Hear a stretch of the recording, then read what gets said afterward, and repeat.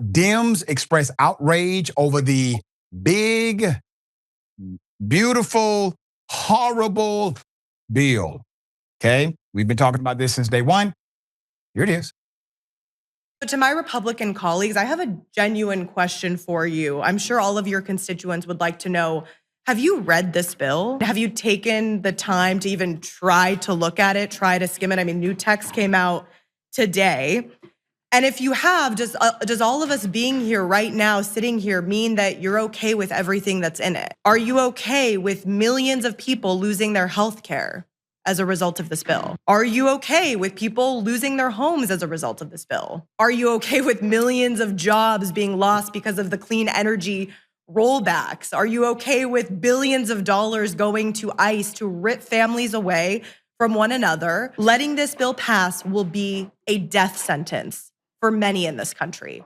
And the fact that you can all sit here so callously, not caring at all, and doing whatever it is that Donald Trump tells you to do is disgusting.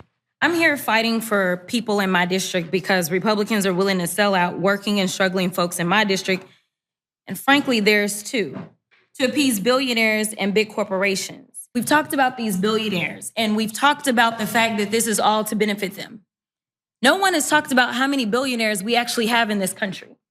We have more billionaires in the United States than any other country, but the total number is 83. Last time I checked, we have 435 members in the House, and we have 100 members in the Senate, yet somehow 83 people in this country have more representation than the hundreds of thousands that are about to lose their health care. On this point of tax on tips, as one of the only people in this body who has lived off of tips, I want to tell you a little bit about the scam of that tax, a little bit of the fine print there. The cap on that is $25,000. While you're jacking up taxes on people who make less than $50,000 across the United States, while taking away their SNAP, while taking away their Medicaid, while kicking them off of the ACA and their health care extensions. So if you're at home and you're living off tips, you do the math. I am shaking with fury over what just happened. That's the most monstrous piece of legislation I've ever voted on in my time in Congress. What do those Republican senators go back and tell their constituents that they did? In the final speech, the only thing they mentioned was the money for the border. This is the biggest cut in child nutrition in the history of the country, I think. They're going to be moms and dads who literally watch their children go hungry. And why? Because they wanted to pad the pockets of Donald Trump's Mar-a-Lago friends. They say they're pro-life because they want the baby to be born, go to school, and get shot in the school. Die in the school, die on the streets. No. It's insane. This bill is more than horrible. It is destructive. Bad policy leads to death. People would die because of this bill. Quality of life will be compromised because of this bill. You will have less access to capital, less access to opportunity, less access to healthcare, less access to higher education, less access to quality, period. You also have less access to your elected official. Because this bill is so horrible, they're not going to do town halls. They're not going to allow you to opine on what should have happened, what could have happened. You will have less power, less influence over all elected officials in your district if you choose to let this one go.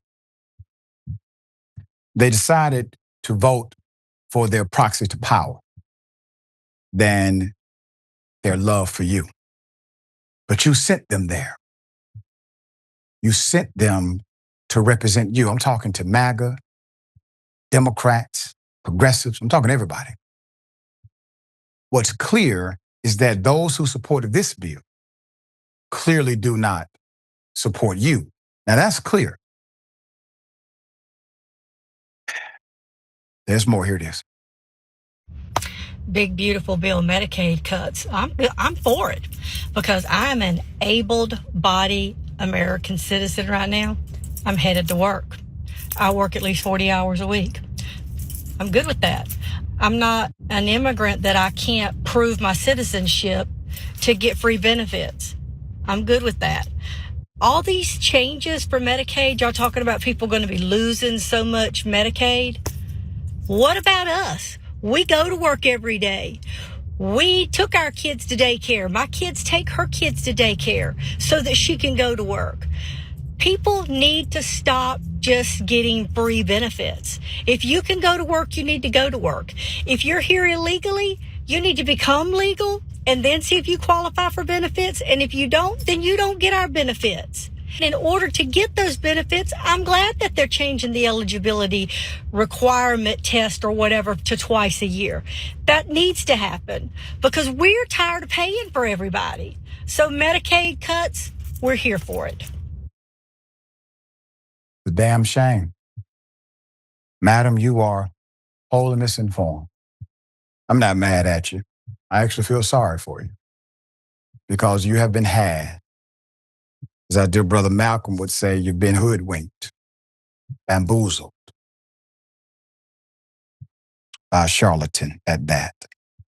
TikTokers had this to say to Malcolm. It's my mother-in-law. She worked 40 hours a week too at the same company for 32 years and she was union and then she got brain tumors and she lost her health insurance because if you're not working, you're gonna lose your health insurance and then Medicaid and Medicare kick in. Every single person is one tragedy away from having to be on Medicaid and Medicare. You're one brain tumor, one car accident, and for you specifically, looking at you, I can tell you're one heart attack away from needing Medicaid and Medicare. Now, I know that you think everybody that's on them is lazy illegals, but guess what? One day you're gonna need it and you're not gonna have it. And it's not you that's paying everything. It's people like me, the younger generation, that are paying for that for you, for her. Well, you just couldn't call, could you, Magus? You just couldn't help out a few thousand or million people who are going to go hungry and are going to live in the streets. Thanks, MAGA. Thanks a whole hell of a lot. Because most of the goddamn people live in your states. Both of those individuals provided factual context to the content in discussion. The vast majority of Republican states are the poorest states in the United States of America. The vast majority. The United States Senate passed this horrible bill narrowly.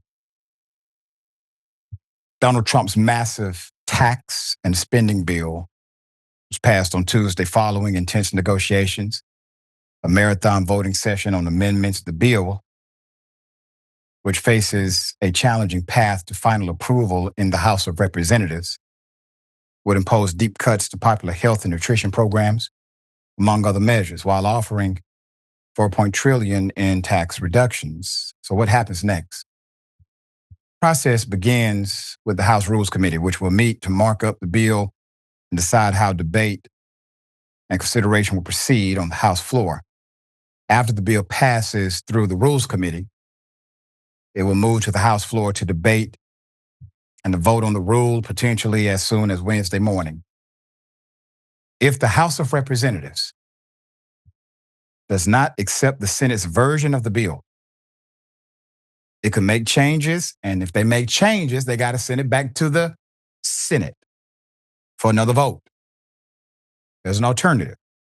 Both chambers could appoint members to what's called a conference committee to work out a compromise so there's no back and forth rigor. Once the House and Senate agree on the final text and it is passed in both chambers of Congress, the bill will go to Trump to be signed into law. Now remember, Republicans came out and said this is a horrible bill as well. Not a lot of them, but enough.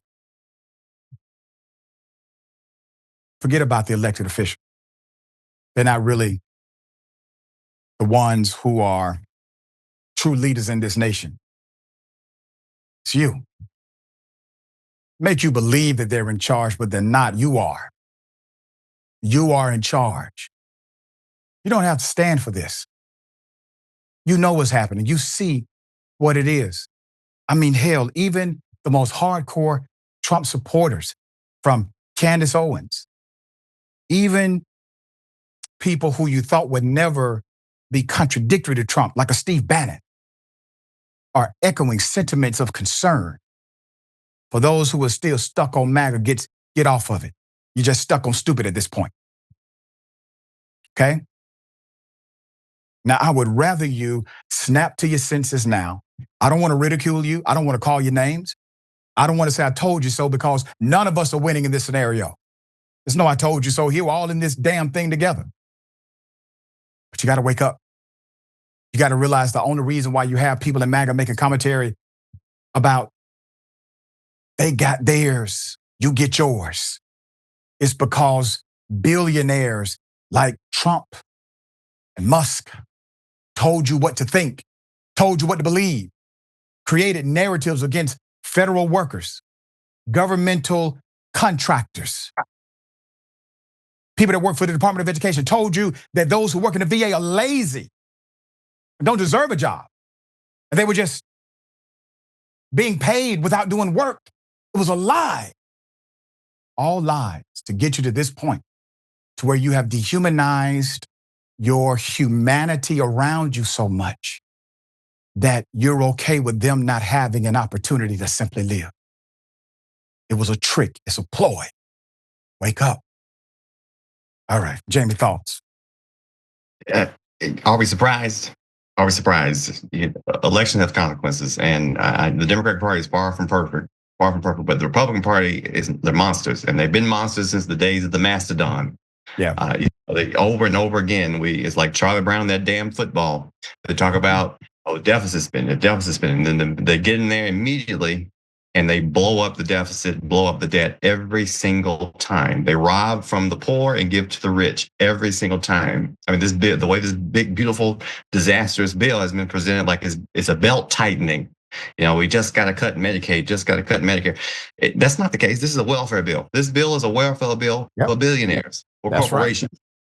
And they do this every single time. They don't give a damn about you. They don't give a damn how sick you get. They don't give a damn how hungry your kids get. And I live in Alabama. We are one of the biggest beneficiaries of SNAP, Medicaid, Medicare, stuff like that. And it's not liberals that are about to go hungry in this state. It is not liberals that are about to go sickly, untreated in this state. It is hardcore MAGA more often than not, the poor, impoverished people in this state. The same is true in your state and in Tennessee and a lot of the red Republican belt.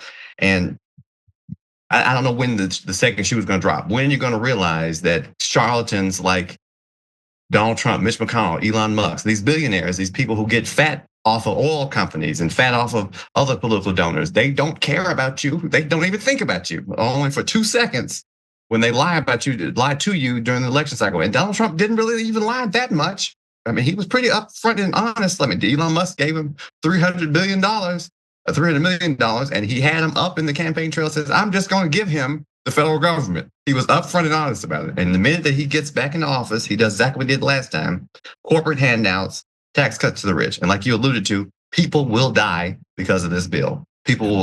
Illnesses will go untreated because of this bill. People who are hardworking Americans who just get down on their luck will die because of this bill.